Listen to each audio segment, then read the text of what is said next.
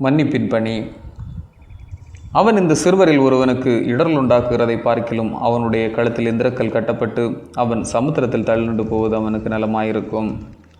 உங்களை குறித்து எச்சரிக்கையாயிருங்கள். உன் சகோதரன் உனக்கு விரோதமாய் குற்றம் செய்தால் அவனை கடிந்து கொள்.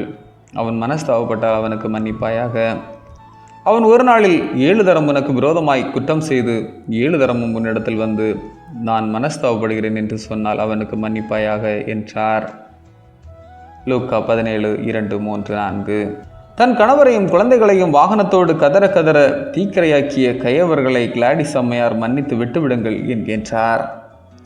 யாராக இருந்தாலும் இப்பாதகர்கள் தண்டிக்கப்பட வேண்டும், இவர்கள் கொலை செய்யப்பட வேண்டும், இவர்களுக்கு மன்னிப்பே கிடையாது என்று தான் சொல்லுவார்கள்.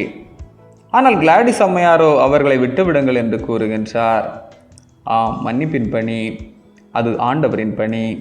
அந்த அருபெரும் பணி ஆண்டவரின் பணி நமக்கும் தரப்பட்டுள்ளது. ஆகவேதான் இயேசு கிறிஸ்து 7/70 தரம் மன்னியுங்கள் என்கின்றார். கல்வாரி வரையிலும் மன்னிப்பின் பணியினை செய்தார். மறப்போம், மன்னிப்போம், மகிமன் பணி செய்வோம். வாழ வாய்ப்பருளும் பணிதான் மன்னிப்பு. மன்னிப்பு என்பது மண்டியிடுதல் அல்ல, பயத்தின் வெளிப்பாடும் அல்ல. மன்னிப்பு நெறிப்படுத்தும் வலிமை நிறைந்த ஒரு கருவி. எத்தனை முறை மன்னித்தோம் என்பதில் அல்ல, எத்தனை முறை வாழ வாய்ப்பருளினோம் என்பதில் தான் மன்னிப்பின் மேன்மையே உள்ளது. மன்னிக்க தெரிந்த மனிதர்கள் ஈகோ எனும் எல்லைக்கு வெளியே நின்று வாழ்க்கை அதன் அழகியலில் வைப்பார்கள். மன்னிப்பது கோழைகளின் செயல் அல்ல, மாறாக பலவான்களின் செயல். ஆமேன். இந்த நாள் உங்களுக்கு இனிய நாளாக மலரட்டும்.